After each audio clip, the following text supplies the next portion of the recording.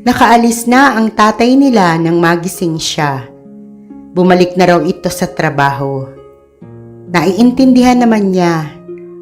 Araw pa lang ng Miyerkules, kaya nga di na niya inasahang makakauwi ito, lalo pangat kailangan ito sa trabaho.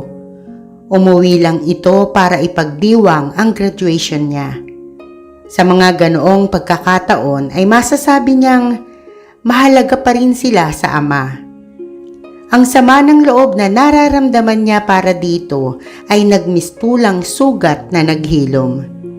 Kahit paano'y nabigyan niya ng katwiran ang pagtitiis ng nanay nila. Kung magagawa lang sana nitong iwasan ang pagsusugal at pag-inom ng alak, siguro ay mapapayapa na ang loob nila.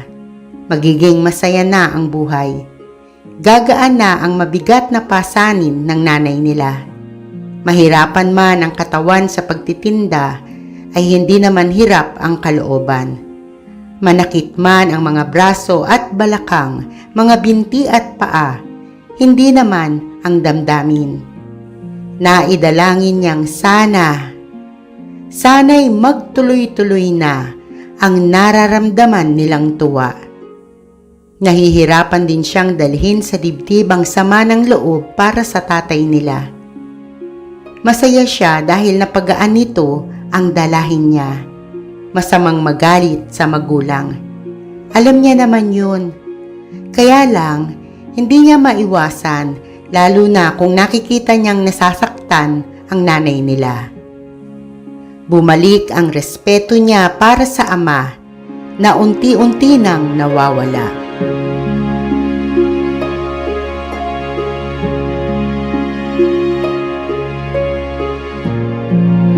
Sabado. Gaya ng dati, nakahanda na siyang samahan ng nanay nila sa pagtitinda. Masigla ang kilos ng nanay nila dahil uuwi ang tatay nila. 2 linggo itong hindi nakauwi dahil abala sa trabaho. Si Mang Tibo na lang ang nagdadala ng sweldo nito. Pinasabi na isinama raw ito ng boss nila sa pag-aangkat ng mga supply na gagamitin sa pabrika. At ngayong Sabado nga ay inaasahang makakauwi na.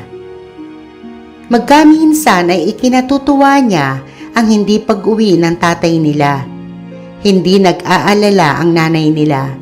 Walang dapat pagsilbihan at hindi nasasaktan dahil ang isang araw at ilang oras na dapat sana'y sinusulit nito para sa kanila ay ginugugol lang sa labasan. Nauubos lang sa pansariling kasiyahan. Kung hindi sa sugalan ay nasa inuman kasama ng mga kabarkada na kadalasan ay nauuwi pa sa away. At silang nananahimik sa bahay ang nadadamay.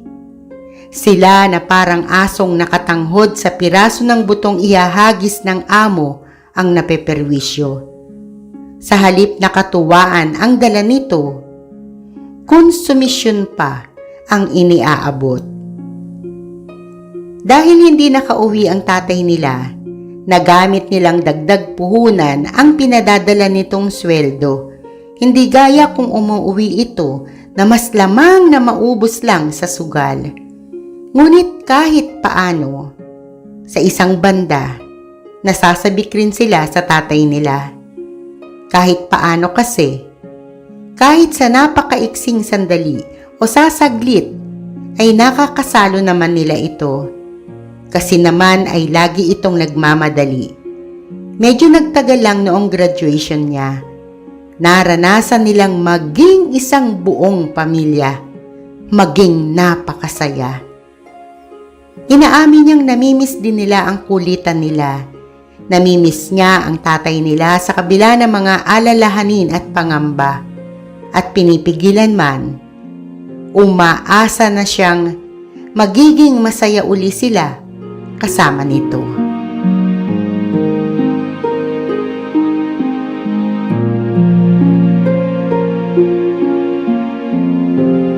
Masarap ang hapunang inihanda ng nanay nila ng gabing iyon. Piniritong tilapia at ginisang gulay. Nagluto pa ito ng pansit bihon na may kahalong kanton na may maninipis na hiwa ng atay ng baboy at ilang pirasong hipon. Alam niyang paborito iyon ng tatay nila. Ate Adela, kain na tayo. Gutom na kami ni Kuya Boboy. Bulong ni Neneng habang hawak ang tiyan. Nakatingin din sa kanya si Boboy. Hinihintay ang pagsang-ayon niya. Tinignan niya ang orasan sa dingding. Mag-aalas 8 na ng gabi. Hindi nakapagtatakang mag-aya ng kumain ang mga kapatid niya. Tinignan niya ang nanay nila. Nasa tapat ito ng pintuan at abala sa paglilista at pagkukwenta ng mga paninda nila. Ngunit alam niyang kaya ito naroon ay hinihintay ang pagdating ng tatay nila. Hintayin na natin ang tatay nyo para makapaghapunan tayo ng sabay-sabay. Nakangiting sabi ng nanay nila kanina. Mag-aalas 6 pa lang nun. 2 oras na ang lumilipas, ngunit wala pa rin ang tatay nila. Natapos na ng nanay nila ang ginagawa at naupo na sa harap ng bintana. Wala pa rin ito. Nilapitan na niya ang ina nang muling umungot ang mga kapatid niya. Gusto nang kumain ang mga ito. Nagugutom na. Nay, hindi pa ba kayo nagugutom? Sige na. Mauna na kayo ng mga kapatid mo. Sabay na kami ng tatay niyo. Matamlay nitong tugon. Iinitin ko lang ang ulam, Nay, tapos kumain na tayo. Kaunti lang muna ang kainin mo para pagdating ng tatay masasabayan mo pa rin kumain. Nakangiti niyang sabi, sinisikap itong kumbinsihin. Nang tumango ito ay mabilis niyang isinalang sa kalandigaas ang kalderong may lamang gulay. Iinitin na rin niya ang pansit. Kapag ganoong madalian at mag-iinit lang, iyon na ang ginagamit nila para mapadali. Madalas ay kalang dekusot lang ang gamit nila para matipid. Inutang iyon ng nanay nila kay Aling Pen at linggo-linggong hinuhulugan. Tapos na silang kumain ay wala pa rin ang tatay nila. Nakararamdam na rin ng inip ang mga kapatid niya. Siguro nag-iinom ang tatay, sabi ni Neneng kay Ana. Nagbabaraha yun, sabat naman ni Boboy. Shh! Huwag kayong maingay. Baka marinig tayo ni nanay. Malulungkot na naman siya. Gusto niyo ba yon?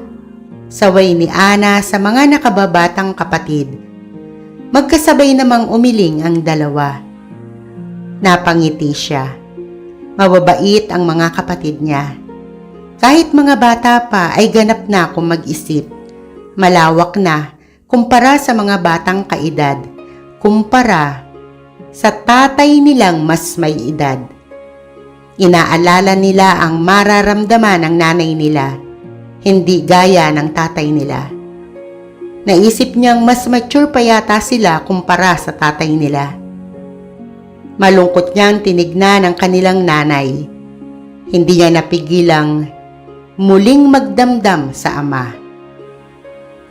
Nasaan na naman kaya ang tatay? Sana man lang umuwi muna siya para hindi magmukhang tanga sa kaantay ang nanay.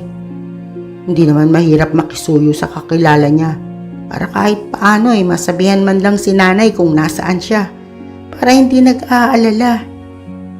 Anas niya, masamang-masama ang loob. Kapag ganoong nakikita niyang nasasaktan ang nanay nila, ay mas nasasaktan siya. Ayaw niya itong makitang nalulungkot, nahihirapan. Kasama niya ito. Nasasaksihan niya ang ginagawa nitong pagsisikap para sa kanila. Ang hirap ng katawan at kalooban na tinitiis, lalo na ang ginagawang pambabaliwala ng tatay nila sa maiisip at mararamdaman ng nanay nila. Matagal nang nakahiga ay hindi pa rin siya makatulog. Masama na naman ang loob niya. Ang akala niya'y nagbago na ang tatay nila, na itutuloy na nito ang nasimulan. na sila na ang gustong pasayahin at hindi ang sarili lang. Ang akala niya'y mapapanatag na ang loob ng nanay nila. Magiging masaya na sila. Pero ganun pa rin pala. Umasa lang pala siya sa wala. Dapat pala, hindi na lang siya agad naniwala. Hindi sana siya umasa. Hindi sana siya nasasaktan.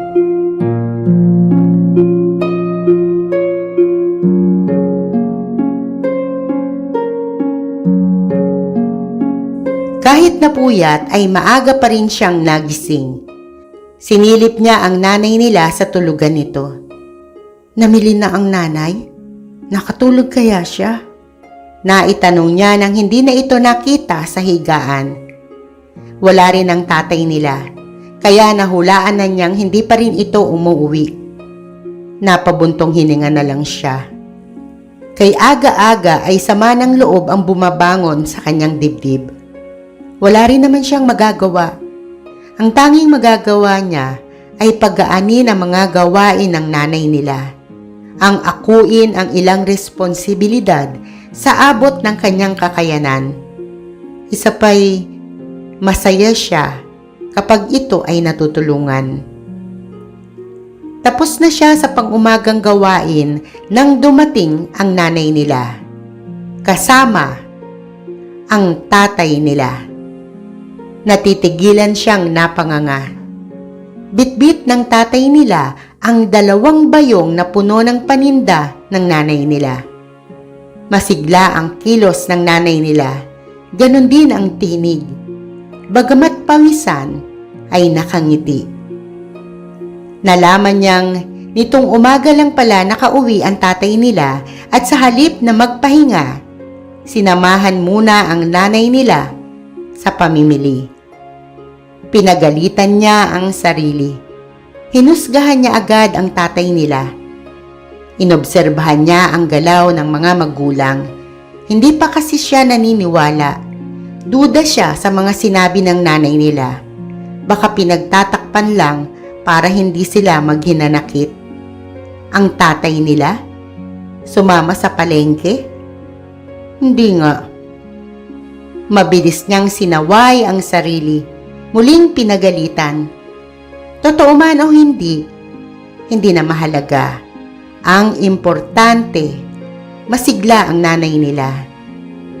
Gaya ng parating ginagawa, isinalansan na niya ang mga panindang ilalako habang inaasikaso naman ng nanay nila ang tatay nila at ang mga nakababata niyang kapatid. Inaamin niyang gumaan din ang pakiramdam niya.